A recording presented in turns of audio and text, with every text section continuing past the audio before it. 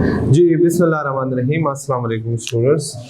जी KF2 का है आज हमारा लेक्चर नंबर 7। ठीक है, हमने बेसिक कॉन्सेप्ट स्टार्ट किए थे रजिस्ट्रेशन, वो हमने पढ़ लिए। कल हमने एक टॉपिक स्टार्ट किया था स्कोप ऑफ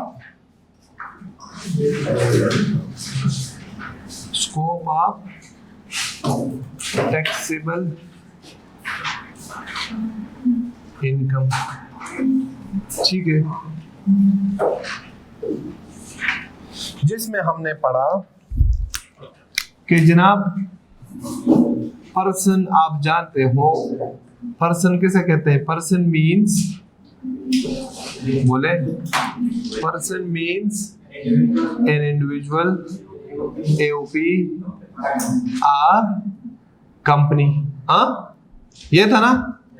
पर्सन की हम रेजिडेंशियल स्टेटस फाइंड करते थे, तो हमारे पास आ जाता था कि एक पर्सन या तो टैक्स पर्पस के लिए रेजिडेंट होता था या फिर नॉन रेजिडेंट।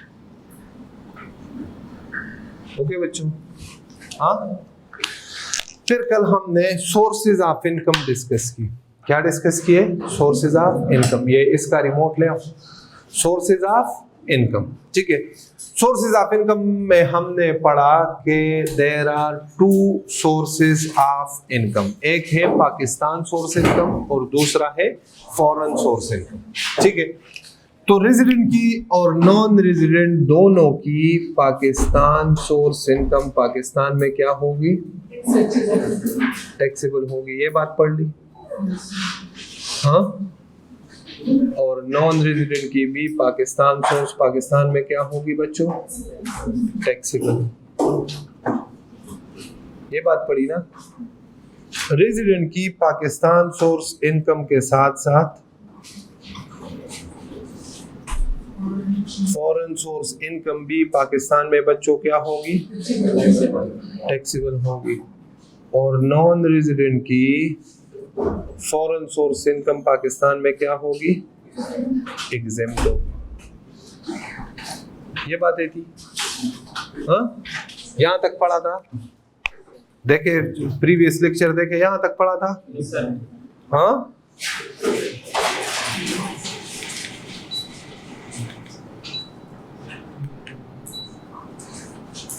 यहां तक पढ़ा था ना जी।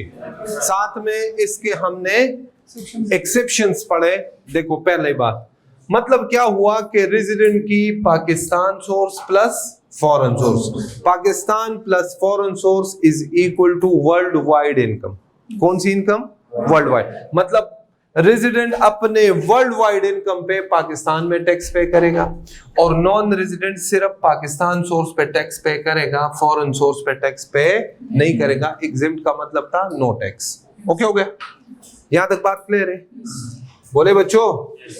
अच्छा, अब हमने कुछ एक्सेप्शंस पढ़े कि इन इनकम्स पे टैक्स नहीं होगा। वो एक्सेप्शंस देके उसमें था agriculture income, president honours, income of foreign ambassadors, हाँ,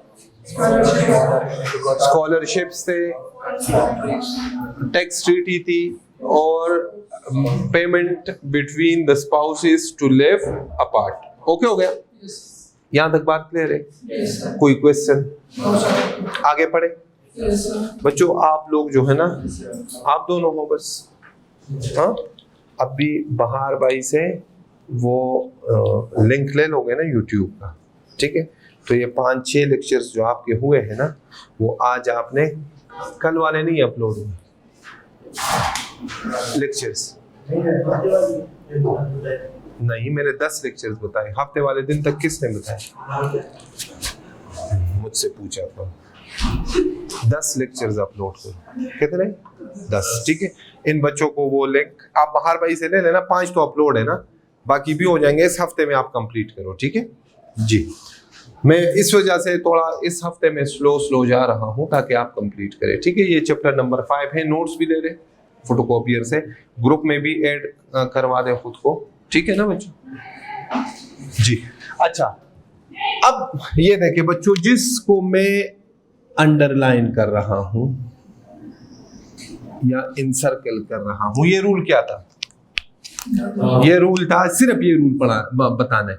ये रूल ये था कि रेजिडेंट की फॉरेन सोर्स इनकम क्या होगी? टैक्सेबल। ये रूल था ना। बाकी रेजिडेंट की पाकिस्तान सोर्स की बात नहीं कर रहा और नॉन रेजिडेंट की बात भी नहीं कर रहा, सिर्फ ये रूल। क्या कह रहे हैं? रेजिडेंट की पढ़े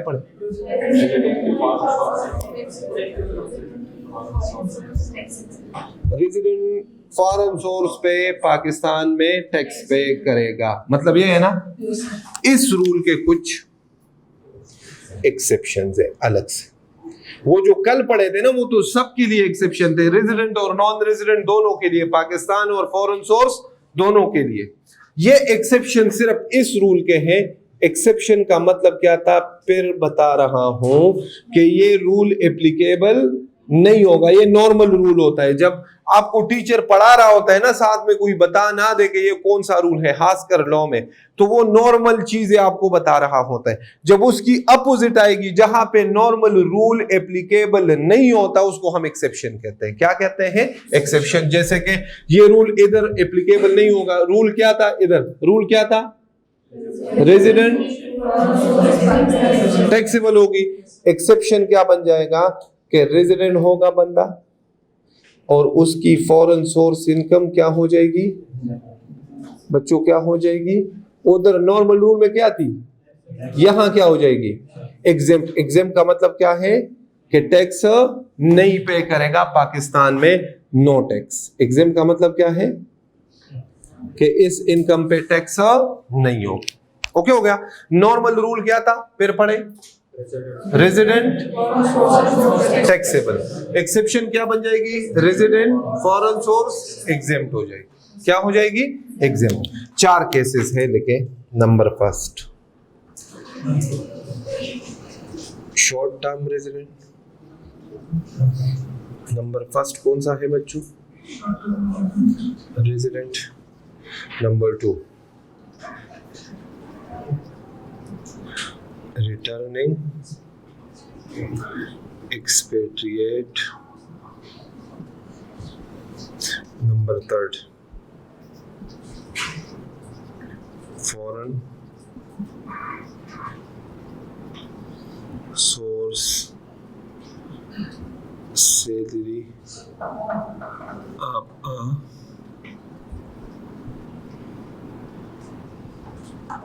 resident individual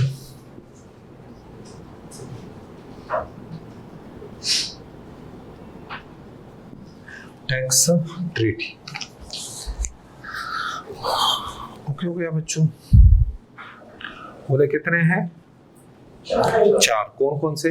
short term resident, returning expatriate, foreign source salary of a resident individual और टैक्स ट्रीटी। इन 4 केसेस में बंदा क्या होगा? बोले रेजिडेंट होगा, लेकिन उसकी फॉरेन सोर्स इनकम पे टैक्स नहीं होगा। कितने केसेस में? 4 केसेस। अब आ जाए 1 बाय 1 हम ये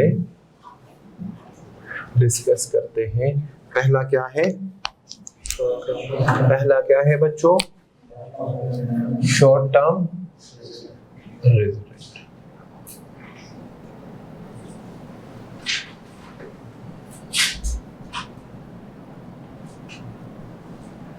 शॉर्ट टर्म रेजिडेंट किसे कहते हैं?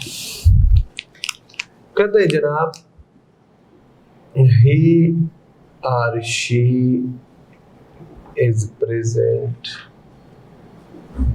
in Pakistan only by reason of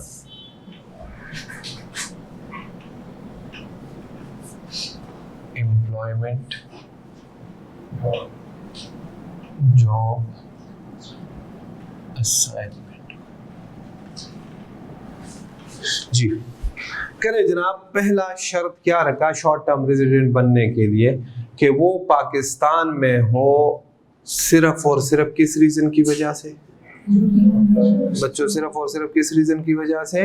अपने जॉब की वजह से, एम्प्लॉयमेंट की वजह से या असाइनमेंट की वजह से। ठीक है, इसके साथ नंबर सेकंड कंडीशन आ गई, his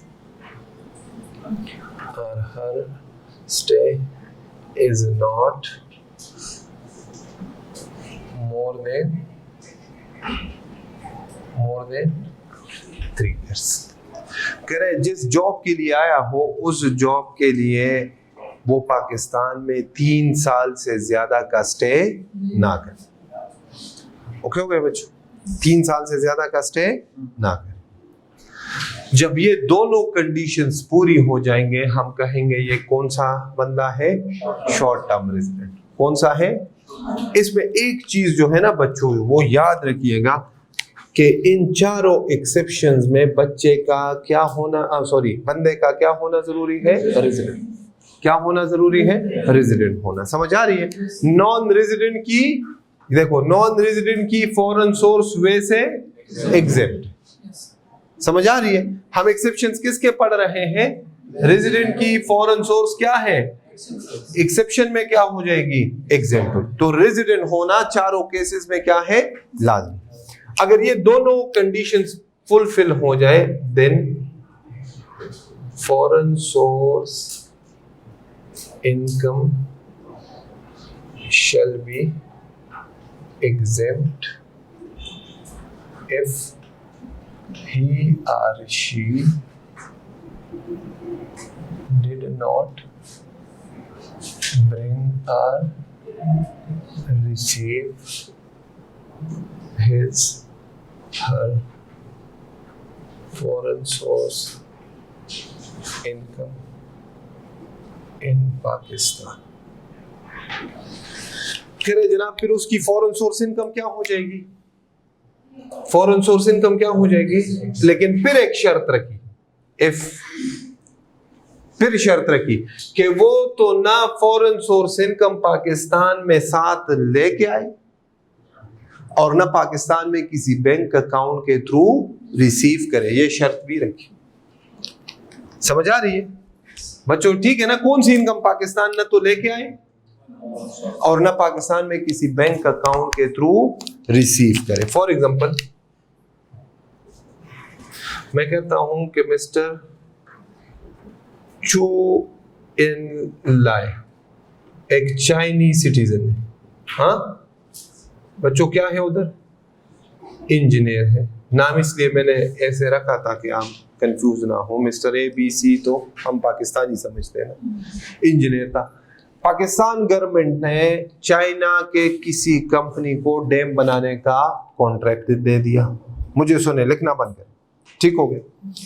और जिस कंपनी को कॉन्ट्रैक्ट मिला उसमें एक इंजीनियर ये था। इसको अपनी कंपनी ने कहा कि आप पाकिस्तान चले जाओ और डैम कंस्ट्रक्शन में आप काम करो। ये पाकिस्तान आ जाता है। For example in tax year 2020, tax year 2020 कहां से स्टार्ट होगा? 1 जुलाई 2019। खत्म कब होगा? ओके हो गया बच्चों? ठीक है। और इधर आके ये क्या बन जाए? कितने दिन गुजारे, गुजार ले इस टाइम पीरियड में, तो क्या बन गया? रेजिडेंट। ठीक है। अब दो कंडीशंस देखें। पहली कंडीशन, क्या ये पाकिस्तान जॉब की वजह से आया है? Answer is yes. जिस जॉब के लिए आए, फॉर एग्जांपल कितने टाइम के लिए अपने कंपनी ने भेजा है? 2 साल के लिए। इसका स्टे कितना है पाकिस्तान में? 3 साल से कम। अच्छा, अब आप कहोगे सर स्टे मुसलसल, मुसलसल नहीं, ये छुट्टी पे जाएगा। मतलब उस जॉब का ड्यूरेशन जो है ना, सिंगल जॉब का, वो 3 साल से ज्यादा का नहीं होना चाहिए। तो जॉब ड्यूरेशन क्या थी? 2 साल। बोले बच्चों कितनी थी? दोनों कंडीशन फुलफिल हो गए तो इसको हम कहेंगे कि ये कौन सा रेजिडेंट है? Short term resident. अब ये बंदा जो है, ये जो है ना, इनकम कमा रहा होगा 2 जगहों से। कितनी जगहों से? एक चाइना से और एक पाकिस्तान से। चाइना से फॉर एग्जांपल इस साल टैक्स ईयर 2020 में कमाए 50 लाख रुपए। हाँ, पाकिस्तान से कमाए फॉर एग्जांपल 30 लाख रुपए। ये कौन सी सोर्स ऑफ इनकम है? पाकिस्तान सोर्स, ये टैक्सेबल होगी कि एग्जेम्प्ट? ये तो टैक्सेबल है ना, इसके लिए नहीं है। ये एक्सेप्शन किसके लिए है बच्चों, किसके लिए है? इसमें तो कोई दूसरा सवाल ही नहीं है। पाकिस्तान सोर्स पे तो ये टैक्स देगा। सवाल किस पे आता है? चाइना पे। कहता है जनाब ये 50 लाख रुपए अगर ये पाकिस्तान न तो लेके आए साथ और न पाकिस्तान में किसी बैंक अकाउंट के थ्रू रिसीव करे, तो ये फॉरेन सोर्स इनकम इसकी एग्जेम्प्ट हो जाएगी, क्योंकि ये कौन सा बंदा है? Short term resident. क्या हो जाएगी? शॉर्ट एग्जेम्प्ट हो जाएगी। अब फॉर एग्जांपल कहता है इसमें 5 लाख रुपए पाकिस्तान लेके आया। कितना? 50 लाख पूरा लेके आया। कितना लेके आया? 5। सिर्फ ये 5 लाख टैक्सेबल हो जाएगी जितना लेके आया है। समझ आ रही है बच्चों? क्लियर हो गया? बोले? चले अब नोट करें शब्द।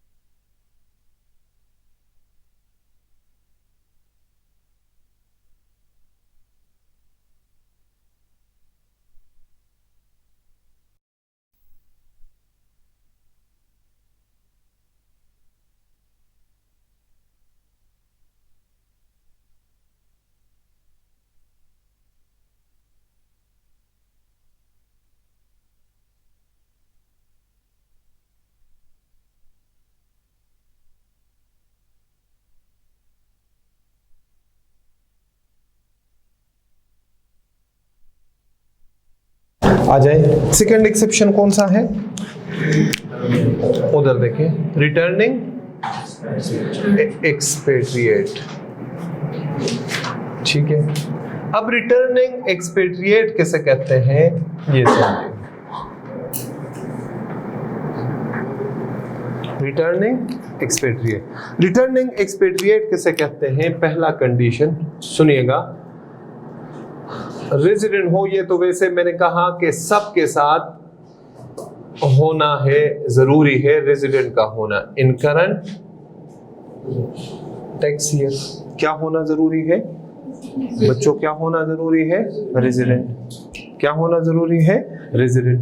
ठीक है, और बी नॉन रेजिडेंट हो, करंट टैक्स ईयर में रेजिडेंट हो और नॉन रेजिडेंट हो इन प्रीसीडिंग 4 टैक्स ईयर्स। पिछले 4 साल में क्या होना है जरूरी? शर्त क्या है? Non resident. समझ आ रही है बच्चों? देखें फॉर एग्जांपल आपको डेटा दिया कि टैक्स ईयर 2025 में एक बंदा क्या हो गया, लिखना बंद करें ना, मुझे सुने, क्या हो गया? रेजिडेंट। और पिछले 4 इयर्स में 24 में, 23 में, 22 में और 1 में क्या था? 4 पिछले 4 सालों का डेटा देखा, किसी भी एक टैक्स ईयर में ये रेजिडेंट नहीं बना। करंट ईयर में क्या हो? पिछले 4 सालों में क्या रहा हो? Tax year non resident. तो इसको हम क्या कहेंगे? Returning expatriate. लिखे, प्रोविजन क्या है? Foreign source income of a returning expatriate is exempt from tax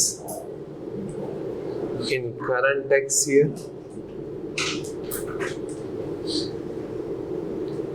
and next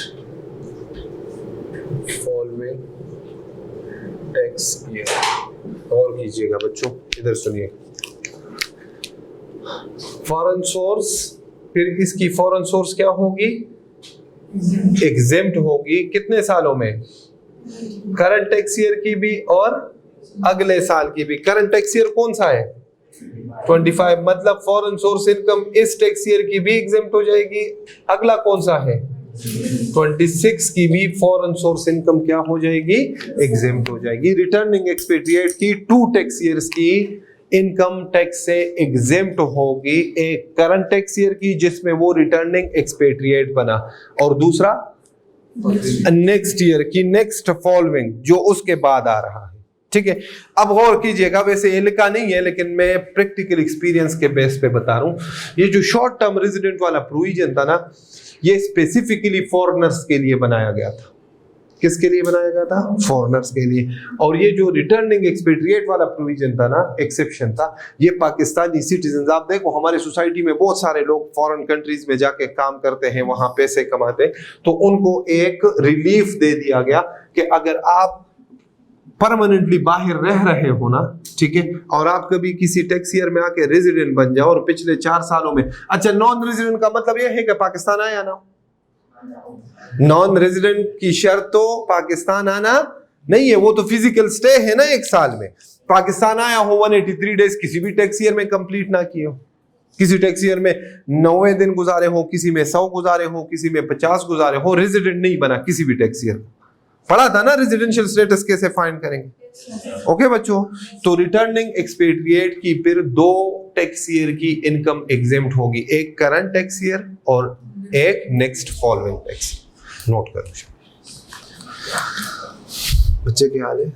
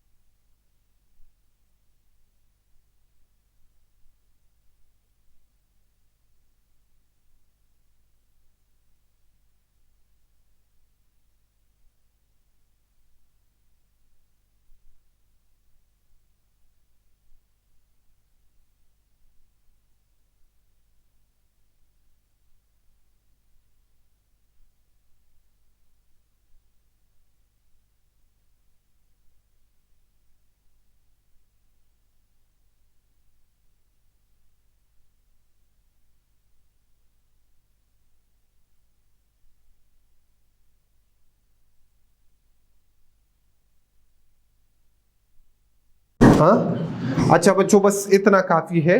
कल भी मैंने बताया था ना कि ये जो चैप्टर, ये जो टॉपिक है ना, इस पे हमारा पूरा इनकम टैक्स डिपेंड करता है। ठीक है, 3 और 4 एक्सेप्शन कल पढ़ेंगे। अभी शाबाश ये टॉपिक पूरा रिवाइज करें, कल जो पढ़ाया था आज जो पढ़ाया है, शाबाश।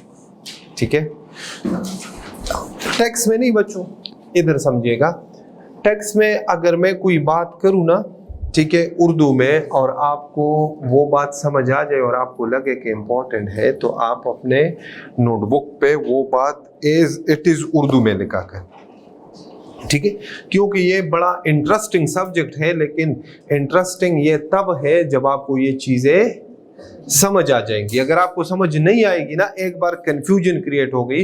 दूसरा, अभी इस हफ्ते में स्लो पढ़ाने का मकसद ये है कि ये जो नए बच्चे पीआरसी के आ रहे हैं ना, ये पिछले जो है ना लेक्चर्स कवर कर ले। ठीक है बच्चों, आज मैंने वैसे पढ़ाया लेक्चर नंबर 7 है, मतलब 6 लेक्चर्स आपसे हुए हैं, लेकिन उस 6 में कोई भी लेक्चर 40 मिनट से ज्यादा का नहीं है, मतलब पूरा घंटा भी मैंने किसी क्लास में पढ़ाया ही। सही है बच्चों, तो ये सिर्फ अभी इस वजह से भी कि 6 के 7 अक्टूबर को आपका रिजल्ट है, 7 को, उसमें फिर बच्चे आएंगे, तो फिर जो है ना वो थोड़े से डिस्टर्ब होंगे। तो मैं चाहता हूं कि जो बच्चे इंशाल्लाह 7 अक्टूबर के बाद फिर हम अपने इंशाल्लाह प्रॉपर ट्रैक पे आएंगे। और ये सेशन इसमें बड़ा टाइम होता है। वो जो पिछला सेशन था ना गर्मियों वाला, उसमें रमज़ान भी आ जाता है, ईदें भी आ जाती है। ये सेशन अच्छा होता है, इसमें टाइम होता है। तो इंशाल्लाह हम बड़े आराम से 31 जनवरी को कोर्स ख़त्म करेंगे, ठीक है। मार्च में आपके एग्जाम से पूरा महीना पहले इंशाल्लाह आपको मैं फ्री करा दूंगा, ठीक है, विद प्रैक्टिस और विद पास पेपर्स इंशाल्लाह सारी चीज़ें। चले ये रिवाइज करें, शाबाश। आप लोगों ने बच्चों, मैंने कुछ पास पेपर के प्रैक्टिस क्वेश्चन किए हैं, हाँ, वो बहुत इंपॉर्टेंट है, वो सुनना है। वो पास पेपर्स भी इंपॉर्टेंट है, लेकिन जो मैंने उसमें मेथड बताया है ना कि कैसे सॉल्व करना है, ये चीज़ें फ्रॉम डे फर्स्ट आपने सीखनी है, ठीक है। लेक्चर नंबर 1 लाजमी सुनना है, ये नहीं कि ये ओरिएंटेशन है बस, हम नहीं, वो उसमें मैंने पूरा पेपर का सब कुछ बताया हुआ है, ठीक है। तो सारी चीज़ें आपने सुननी है। चले शाबाश करें। चैप्टर 5 के नोट्स ले लें, ये फोटोकॉपियर से या इनके पास ग्रुप में भी है बुक। इंशाल्लाह हफ्ते 8 दिन में आ जाएगी, फिर आप बुक ले लेना, ठीक है। बहार भाई ऐड करेंगे ग्रुप में, बहार भाई ऐड कर देंगे। और जो चैप्टर 5 के नोट्स ले लें, ये चैप्टर 5 है, ठीक है। बाकी इंशाल्लाह बुक जब आ जाएगी तो फिर आपको नोट्स लेने की ज़रूरत नहीं है, उसको मैं इंशाल्लाह अपडेट कर रहा हूँ। चले शाबाश करें, रीडिंग करें। ओके जी, अल्लाह हाफ़िज़।